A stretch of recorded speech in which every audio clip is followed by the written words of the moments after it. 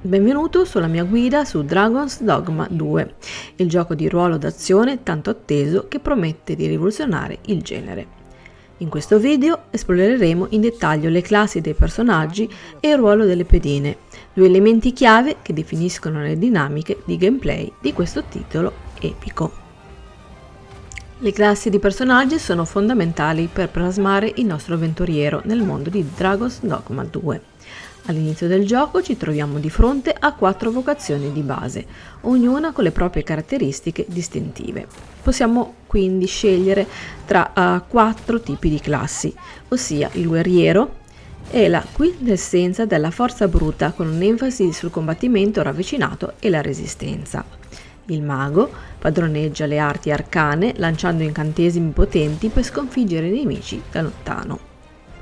L'arciere eccelle nell'uso dell'arco e delle frecce, infliggendo danni precisi e letali ai suoi avversari.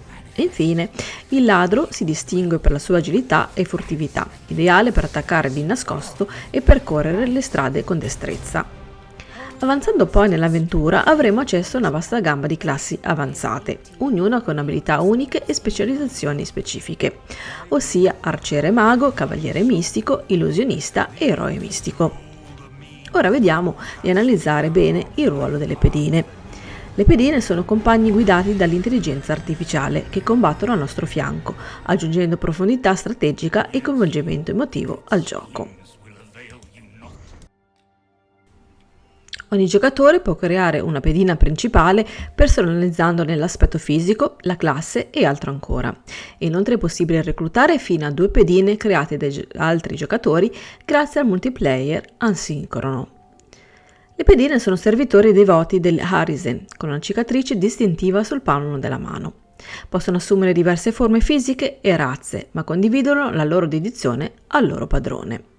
Quindi una volta che abbiamo costruito la nostra pedina, essa ci accompagnerà in ogni fase dell'avventura, offrendo supporto in combattimento e fornendo preziose informazioni e abilità uniche. Le pedine sono abili quindi combattenti con vocazioni proprie e abilità uniche, possono individuare i nemici deboli e offrire assistenza strategica durante gli scontri.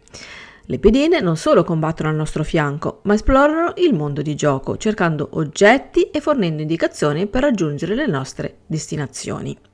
Quindi diciamo che tecnicamente il giocatore inizierà a creare la propria pedina principale all'inizio del gioco, proprio come funziona per creare quando andiamo a creare il nostro personaggio principale nel menu di creazione. Dopo aver raggiunto un certo punto del gioco si potranno assumere altre 2 pedine dalla rete di pedine. Questi punti dove andare a prendere le altre pedine si chiamano Rift Realm e sono poi in pratica dei Rift Stone, cioè sono delle pietre dove appunto possiamo andare a prendere, da quello che ho capito, anche delle pedine di altri giocatori che possono essere dei familiari o dei nostri amici. Comunque, ti ricordo che Dragon's Dogma 2 non ha una funzione multiplayer, però grazie a questa funzionalità sarà possibile interagire tra virgolette con altri giocatori e andare a prendere queste pedine che sono di queste persone. Però queste persone, se non ho capito bene, dovrebbero essere nella nostra lista amici o dei nostri familiari, quindi persone che teoricamente conosciamo. Poi vedremo magari più avanti se quando andremo a giocare se questa cosa sarà proprio così, oppure possiamo accedere a tutte le pedine.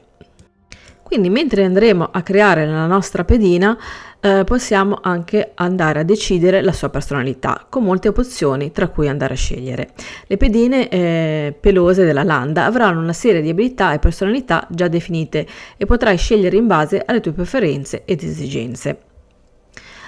Itsuno-san ha rivelato che i giocatori possono scegliere tra 4 diverse personalità di base e ognuna avrà uno stile diverso di parlare e comunicare. Poi, come funziona per il personaggio principale, anche le nostre pedini o pedoni, adesso non so bene come definirli perché alcuni lo chiamano pedine, altri pedoni, comunque è la stessa cosa, avranno delle vocazioni, ossia le classi. Possiamo scegliere tra l'arciere, il combattente, il mago, il ladro. la lancia magica, che si tratta di una vocazione quindi avanzata che avremo più avanti nel gioco, l'arciere magico, vocazione avanzata, lo stregone, che anche questa è una vocazione avanzata, e il guerriero, anche quest'ultima è una vocazione avanzata. Concludendo, Dragon's Dogma 2 promette un'esperienza di gioco vincente e ricca di sfide, grazie alla sua innovativa meccanica delle classi e il coinvolgimento delle pedine. Con una vasta gamma di opzioni e una profondità di gameplay senza precedenti, questo titolo si preannuncia come un capolavoro del genere. Ora vediamo insieme di andare a fare qualche domanda per riuscire a capire meglio un po' tutto questo discorso. Allora, per riepilogare, una domanda che mi viene in mente è se possiamo andare a cambiare la classe della propria pedina durante la fase di gioco. Sì, Dragon's Dogma 2 consente ai giocatori di poter cambiare la classe delle pedine in qualsiasi momento, offrendo flessibilità e adattabilità durante l'avventura.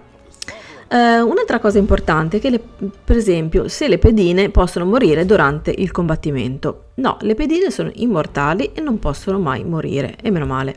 Tuttavia, ragazzi, come è logico pensare che ovviamente potranno essere anche sconfitte e poi torneranno al nostro fianco.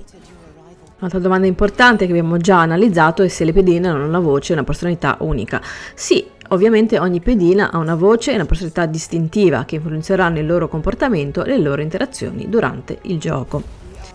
Dunque, un'altra domanda importante che è stata posta su vari Reddit o in giro per la rete è se esiste quindi una modalità multiplayer in questo gioco. Su Dragon's Dogma 2 non ha la modalità multiplayer tradizionale, ma offre un'esperienza con elementi multiplayer asincroni tramite il sistema delle pedine, come abbiamo detto fino ad ora.